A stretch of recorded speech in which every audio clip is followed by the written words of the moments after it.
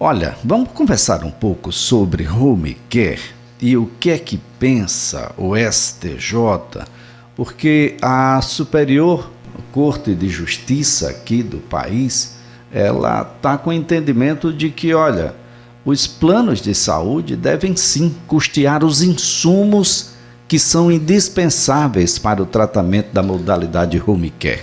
A gente aproveita que a gente está aqui com o doutor Juliano Pessoa, advogado, respeitável advogado em direito da saúde aqui no estado de Alagoas, para a gente compreender um pouquinho o que é que a gente entende, o que é que a justiça entende, o que é que a ANS entende sobre home care. Como é que você pode acessar o home care? Qual é o conceito que a gente tem, a ideia, o princípio de home care? Porque se não é efetivo, bom, deixa do hospital, né? Definitivamente a gente não pode sair de uma condição e piorar essa condição para aquele que está precisando. Doutor Juliano, é sempre um prazer, viu, tê-lo aqui no CBN Maceió. Bom dia. Bom dia, Elias. Bom dia a todos que nos ouvem nesse momento. De fato, é um tema bastante interessante, eu diria, e o STJ ele traz decisões importantes que vão nortear, né, os demais tribunais regionais pelo Estado, pelos estados aí no país. Porque, veja, é importante que a gente ressalte que a opção pelo home care é uma escolha feita pelo profissional médico, não é pela família. Não é a família que diz, olha, eu quero que você deixe o meu ente querido em casa aqui e prescreva. Não é assim que acontece. O médico verifica uma necessidade daquele paciente, muitas vezes são pacientes acamados, com muita dificuldade motora, com muita dificuldade de deslocamento, que precisam reiteradamente se submeter a procedimentos de exames recorrentes. Então, ou seja, o deslocamento para ele é extremamente traumático e doloroso muitas vezes. Então, esse é um paciente que tem todo um perfil que o médico verifica e o médico faz uma prescrição do home care, detalhando ali item por item do que é que ele necessita, do ponto de vista de assistência profissional, muitas vezes multiprofissional, e dos itens que ele necessita, de aparelho, de insumo, ou seja, de medicamentos, da questão da dieta também, muitas vezes. Então, tudo isso é prescrito, não é algo que a família unilateralmente escreve. E a obrigação e o dever, na realidade, do plano, que foi ressaltado agora na decisão do STJ, é cumprir fielmente aquela prescrição que foi formulada pelo profissional. E a gente não pode esquecer ainda, essa internação em home care, que na realidade ele não está em colônia de férias, ele está internado na sua residência, e deve acontecer como se no hospital o paciente estivesse. Esse é o detalhe. E é muito menos onerosa para o plano do ponto de vista econômico do que se ele estivesse naturalmente no ambiente hospitalar. Então não há qualquer motivo para a operadora ficar, como a gente enxerga até hoje, criando inúmeras resistências no sentido de não querer cumprir fielmente o que foi prescrito. Bom, a questão é custo mesmo, é por isso que as empresas, os planos de saúde terminam resistindo tanto, que parece uma palavra meio que maldita na relação entre aqueles que são pacientes e que necessitam do tratamento e dos planos de saúde. Infelizmente, Elisa, o que a gente enxerga pela perspectiva dos pacientes assim, são inúmeros obstáculos que são criados. Quando um é definido, seja pelo Poder Judiciário, seja pela Agência Nacional de Saúde Suplementar, outro surge em demanda distinta. Então, ou seja, nunca cessa esse tipo de situação. Mas eu diria que não é só custo, né? Então, algumas operadoras relatam muitas vezes a incapacidade de ter uma rede própria, ampla, né? Que consiga de fato assistir a todos os seus beneficiários, né? Então ela terceiriza esse serviço para empresas que atuam nesse segmento. Mas isso é uma tratativa, vamos dizer assim, que cabe à respectiva operadora e às empresas que são contratadas. O paciente lá na ponta, ele não pode arcar e nem deve com o ônus da atividade da operadora e muito menos com os custos que de repente ela esteja tendo que não sejam adequados. O que o paciente precisa ser é assistido e devidamente assistido. A ministra, ali, só para a gente ressaltar para quem nos ouve, foi muito feliz quando ela disse uma frase bem interessante nessa decisão. Caso assim proceda a operadora, ou seja, se ela não cumprir a prescrição como está feita lá na ponta para o paciente em home care, ela está desvirtuando a atividade fim da operadora de saúde. É isso que tem que estar muito claro. Então ela deve cobrir, não é a opção dela cobrir ou não. E é isso que foi decidido agora. Então, veja bem, primeiro fica muito claro de que não é uma decisão do familiar, nem uma decisão do próprio paciente, é uma decisão médica. Tem prescrição, essa prescrição descreve a necessidade e absolutamente tudo o que deve ocorrer nesse período de home care, desde as tratativas terapêuticas, passando pelos profissionais que devem atuar e até mesmo que eu fico aqui imaginando, bom, eu digo o que vai acontecer, mas eu não tenho insumos. Eu não inviabilizo, não, doutor? Exato, e transferir isso para o paciente ou para a família é extremamente injusto, porque, note, se ele estivesse no hospital, o hospital obrigatoriamente iria fornecer esses insumos, e é isso que foi enfatizado nessa decisão agora. Não há, ele está ali em substituição à internação hospitalar, então é como se no hospital ele estivesse. Então tudo deve ser fornecido assim como acontece no ambiente hospitalar. O que o STJ também colocou em termos de limitação, do ponto de vista de custo diário, é que se dará o levantamento desse custo assim como acontece dentro do hospital, ou seja, limitando-se ao que se despende no ambiente hospitalar normalmente como regra. Então essa é a métrica que vai ser aferida nesses casos. Então eu consigo entender de que bomba de infusão é correto, de que as consultas e sessões de fisioterapia, fonoterapia, nutrição enteral, é tudo correto, mas eu não dou a luva, mas eu não dou a fralda. Bom, é complicado, eu dou o remédio, mas eu acredito que eu não devo dar o aplicador do remédio. Doutor, a gente viabiliza, a gente não está fazendo, a gente termina desvirtuando a finalidade da situação. E veja, Elisa, se a gente trata de um idoso, por exemplo, acamado, né, que necessita da fralda geriátrica, né, e necessita não só do ponto de vista de higiene pessoal, de dignidade, né, e a gente já vai entrar em um pilar seríssimo da Constituição Federal, isso é dignidade humana, né, você ter a sua higiene completa. E no caso de um idoso acamado, ele tem outros questionamentos que podem surgir, porque veja, se você não faz a higiene adequada desse idoso, ele pode desencadear uma outra patologia, um outro problema advindo dessa falta de higiene completa e adequada por não fornecer o insumo que ele necessitaria. A família muitas vezes não tem condições de adquirir na quantidade que ele necessita. Então é algo muito sério e a operadora precisa encarar isso com muita seriedade, porque ela responde lá na ponta. Caso haja um agravamento do quadro daquele paciente e se constate que foi pelo não fornecimento dela de insumos necessários àquela manutenção adequada e diária do paciente, a operadora responderá do mesmo jeito. Então não há como ela se eximir de responsabilidade. E é importante que a gente pontue aqui para quem nos ouve que essa dúvida surge muito, principalmente quando a gente recebe algum paciente no escritório. Independe de previsão contratual. Isso é uma discussão que já foi muito travada. O STJ já deixou isso mais do que assentado, de que, independentemente se há previsão contratual ou não, deve ser fornecido todo o aparato de home care caso haja constatação de necessidade com prescrição médica posterior. Agora, doutor Juliano, como é que a gente vai aferir essa diária do home care, daquilo que deve ser custeado pelas operadoras, os planos de saúde?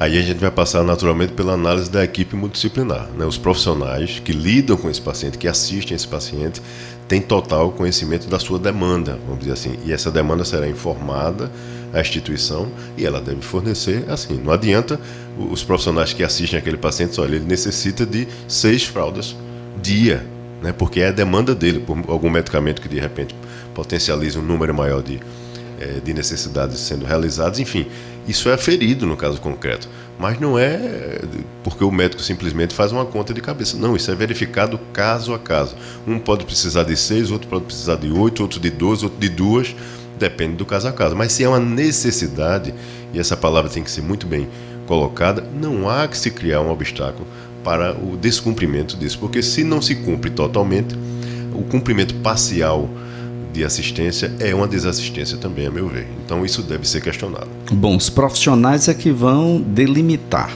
então, essa situação, esse custo.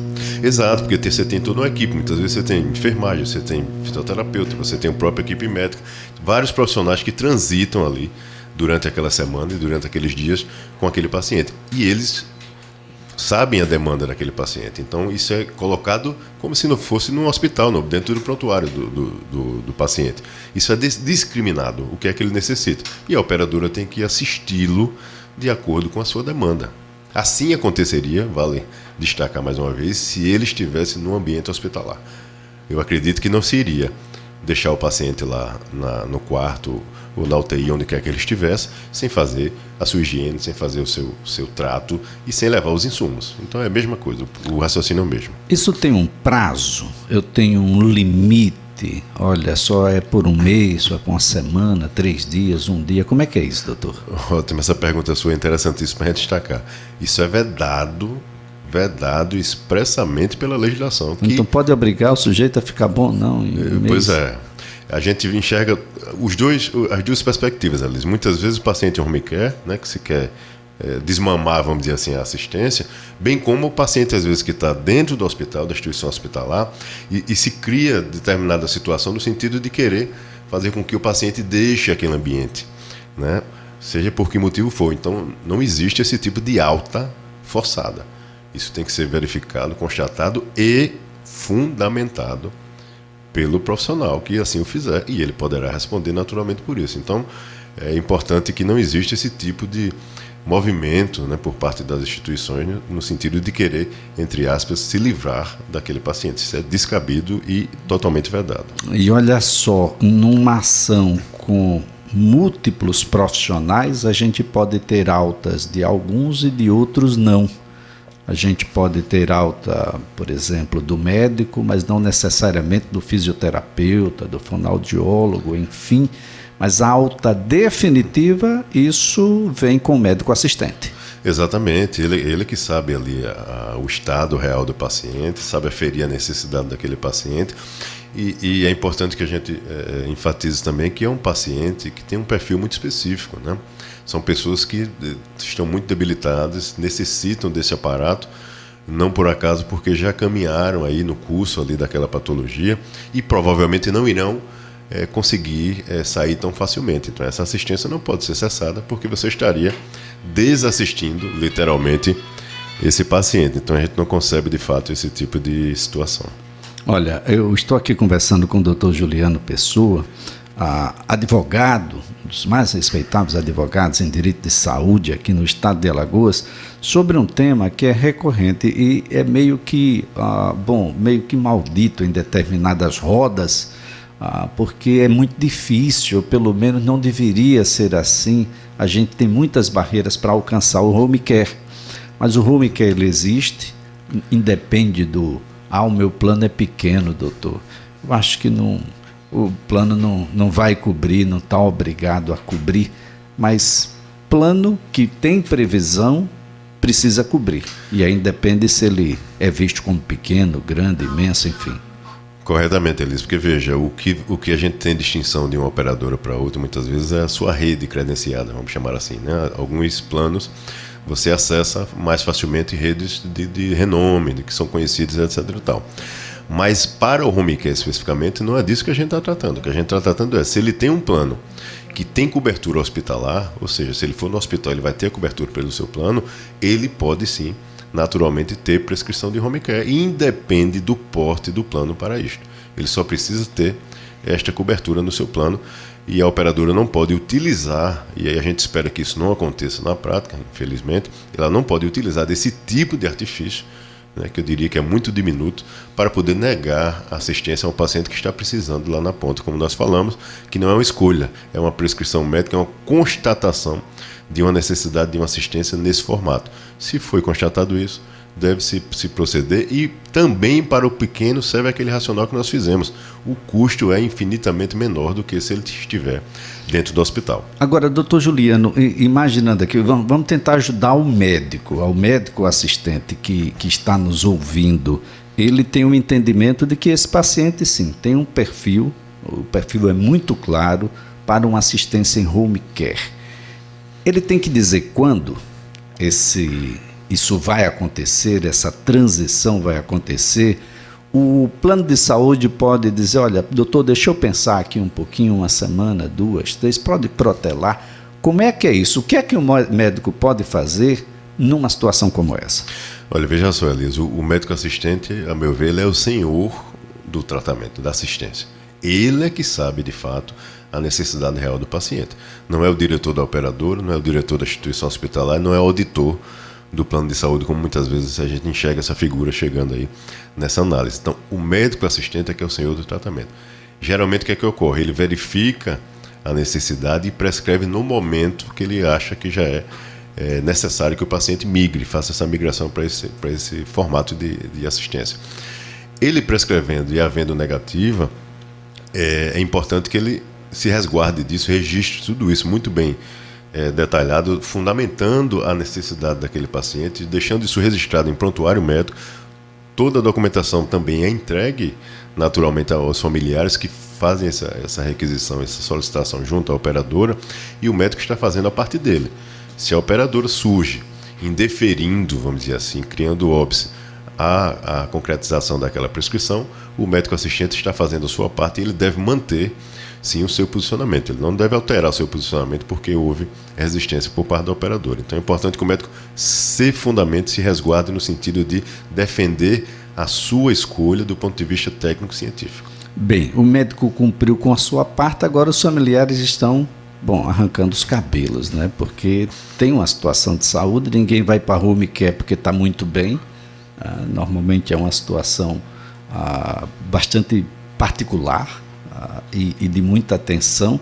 O que é que deve fazer os familiares numa situação como essa, doutor? Veja, Elias, o plano criando algum óbice no sentido, ou uma morosidade desarrazoada, é importantíssimo que essas pessoas busquem contato imediato com a Agência Nacional de Saúde Suplementar. Essa ferramenta funciona muito na prática, abrindo uma reclamação e pedindo auxílio da agência nessa situação. A agência irá fazer contato com a respectiva operadora, tentando levantar as informações de o que foi que ocorreu naquele caso concreto. Verificar toda a documentação, os familiares podem inclusive anexar isso pelo site ao abrir a reclamação. Toda a parte de prescrição, de recomendação que foi formulada pelo profissional. E pede o auxílio da agência. Ela costuma ser breve nesse retorno para o paciente, para o familiar, dizendo o que é que se deve fazer naquele caso concreto. Caso isso também demore, é importante que o paciente busque outra alternativa, ainda se for o caso administrativo, ou seja, pedindo reconsideração da operadora, buscando ajuda nos órgãos de proteção e defesa do consumidor, e se nada disso funcionar, pela necessidade de urgência, dependendo do caso concreto, é importante que ele vá até o Poder Judiciário, se for o caso, pedindo o deferimento de liminar, no sentido de compelir, de obrigar a operadora a cumprir o dever dela, simplesmente isso. Há um paciente na ponta precisando, necessitando de uma assistência e não se concebe o tempo transcorrendo sem essa pessoa estar sendo assistida corretamente e de acordo com o que foi prescrito. Olha só, o telefone da ANS, para que você se comunique, é um 0800, você pode ligar, não paga, 0800 701 9656, 0800 701 9656, você entra, funciona, pasmem, mas funciona, e funciona de verdade. E quando o número é muito grande de negativas e de reclamações por consequência, normalmente a ANS dá uma atenção diferenciada a essas situações, não é, doutor Juliano?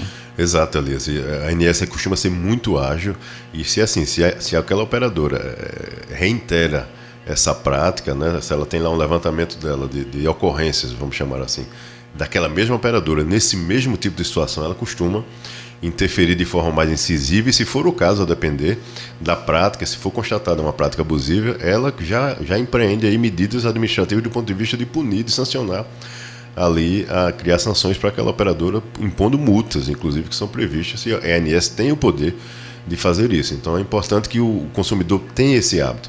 Teve dificuldade com a sua operadora, não está tendo resposta, não está tendo qualquer tipo de satisfação, busque a Agência Nacional, porque ela faz sim contato com a operadora e responde aquele consumidor diretamente.